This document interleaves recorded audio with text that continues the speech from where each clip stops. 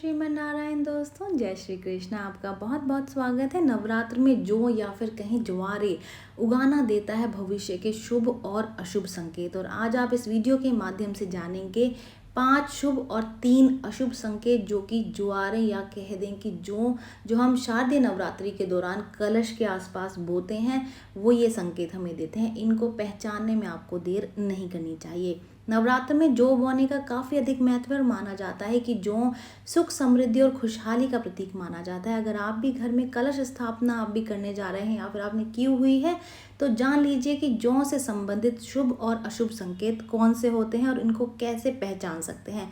शारदीय नवरात्रि में माँ दुर्गा के 9 स्वरूपों की विधिवत पूजा करने का विधान है और शक्ति स्वरूपा माँ भगवती की विधिवत पूजा करने के साथ कलश की स्थापना की जाती है। स्थापना के समय कलश के चारों ओर जौ बोने की परंपरा और कई जगहों पर इसे ज्वार जैसे नाम से भी जानते हैं। मिट्टी में बोए जाने वाली इस जौ का काफ़ी अधिक महत्व है। जौ बोने की परंपरा बहुत सदियों से चली आ रही है, लेकिन क्या आप जानते हैं कि आखिर जौ क्यों बोए जाते हैं और इनके रंगों के हिसाब से हमें क्या संकेत ये देते हैं। तो सबसे पहले जान लेते हैं कि जौ बोने का क्या कारण है। जौ को लेकर के ये मान्यता है कि ये जितने अच्छे और लंबे होते हैं उस घर में उतनी ही ज़्यादा सुख समृद्धि आती है। हर साल मिट्टी के बर्तन में जौ बोया जाता है। अगर मिट्टी का बर्तन नहीं है तो स्टील के बर्तनों में बोया जाता है। कहा जाता है कि सृष्टि की पहली जो फसल थी वो जौ ही थी, इसीलिए इसे सबसे ज़्यादा शुभ माना जाता है और देवी देवताओं की पूजा करने से वो बहुत जल्द प्रसन्न हो जाते हैं। तो चलिए अब जान लेते हैं उन शुभ संकेतों के बारे में जो कि जौ से जुड़े हुए हैं और जो कि आपको शारदीय नवरात्रि में देखने को मिलेंगे। अगर नवरात्र के 1-2 दिन बाद जौ उगने लगे और खूब हरा भरा हो तो ये शुभ माना जाता है। इसे सुख समृद्धि से जोड़ करके देखा जाता है। इसके साथ ही घर में हर किसी का जो स्वास्थ्य है वो अच्छा रहता है। जौ का अधिक बड़ा होना भी बहुत शुभ माना जाता है। जौ का अधिक बड़ा होना खुशहाली और सौभाग्य को दर्शाता है। अगर जौ सफ़ेद या फिर हल्के हरे रंग के हैं तो भी इनको शुभ माना जाता है। इनका सीधा सीधा अर्थ ये होता है कि आपकी पूजा से माँ दुर्गा बेहद ही प्रसन्न है। और पीले रंग की जो जौ उगते हैं तो माना जाता है कि जल्दी ही घर में खुशियाँ आने वाली हैं। अब आपको ज़्यादा इंतज़ार नहीं करना पड़ेगा। अगर आप किसी खुशी का या किसी काम के बनने का इंतज़ार कर रहे हैं तो ये पीली जो जौ है वो इसी बात का संकेत देती है कि वो काम बस अब आपके बनने वाले हैं। अगर जौ का रंग नीचे से हरा और ऊपर से पीला हो तो ये साल की सबसे अच्छी शुरुआत की ओर संकेत करता है और अंत बुरा होने का संकेत देता है।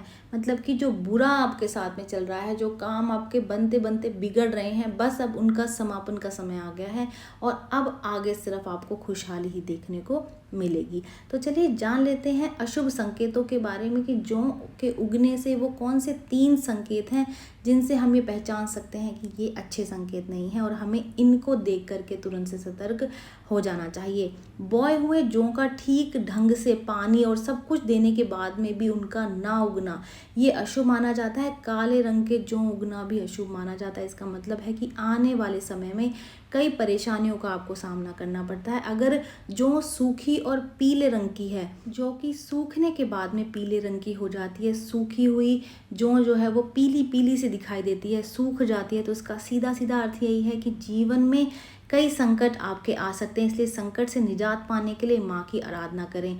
अगर आपको भी ऐसी जौ देखने को अपने घर में मिल रही है तो थोड़ा सा सावधान हो जाएं, थोड़ा सा सतर्क हो जाएं।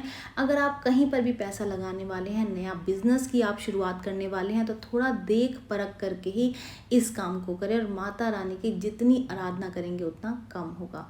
और दूसरा ये भी है कि अक्सर क्या होता है, खराब बीज आने की वजह से भी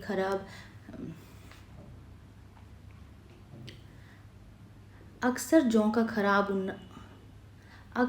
का खराब उगना उसके बीज पर भी निर्धारित करता है। तो एकदम से आप परेशान भी ना हो जाएं। अगर आप अपनी जौ बोने के लिए खरीद रहे हैं तो उस बीज की अच्छे से देख परख करके ही खरीदें। खराब बीज अगर आप बोएंगे तो उसका पौधा भी खराब ही उगेगा। तो थोड़ा सा ध्यान से उन बीजों को देख करके आप इनको ले लीजिए। अब जान लेते हैं कुछ ऐसी चीज़ें जिनको कि नवरात्रि यानी कि शारदीय नवरात्रि के दौरान नहीं करना चाहिए। कुछ ऐसे कार्य होते हैं जिनको कि आपको बिल्कुल भी नहीं करना चाहिए। वो कौन से काम है ये हम जान लेते हैं।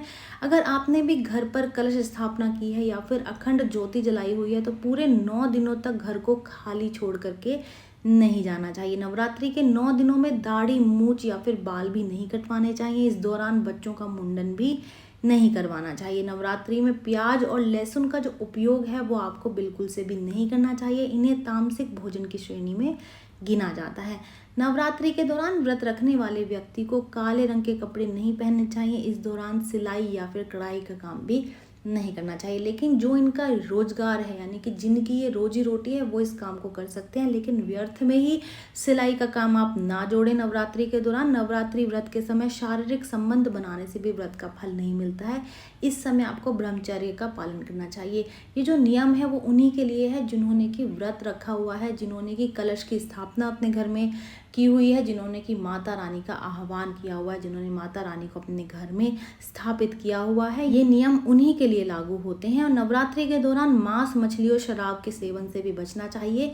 धार्मिक मान्यताओं के अनुसार ऐसा करना अशुभ माना जाता है। नवरात्रि का व्रत रखने वाले लोगों को चमड़े से बनी हुई बेल्ट, जूते, चप्पल, बैग, इन चीज़ों का भी इस्तेमाल नहीं करना चाहिए। आप किसी और चीज़ से बनी हुई चीज़ों का इस्तेमाल कर सकते हैं, जैसे कपड़े से बने हुए बैग हैं या फिर किसी और चीज़ की जो है वो बेल्ट बनी हुई है, पर्स बना हुआ है, तो आप इनका इस्तेमाल कर सकते हैं। लेकिन ध्यान रखें कि वो चमड़े की बिल्कुल भी ना बनी हुई हो। ये जानकारी यहीं तक ही। उम्मीद है दी गई जानकारी आपके काम आएगी और आप इसका लाभ उठाएंगे। जो लोग वीडियो देख रहे हैं, वीडियो को लाइक कर दीजिए, चैनल को सब्सक्राइब कर दें, नोटिफिकेशन बेल को दबाना बिल्कुल भी ना भूलें, क्योंकि यहाँ पर इस तरीके की महत्वपूर्ण जानकारियाँ मिलती रहती हैं। तो चलिए मिलते हैं नई वीडियो में नई जानकारी के साथ। जय श्री राम वाली मैया।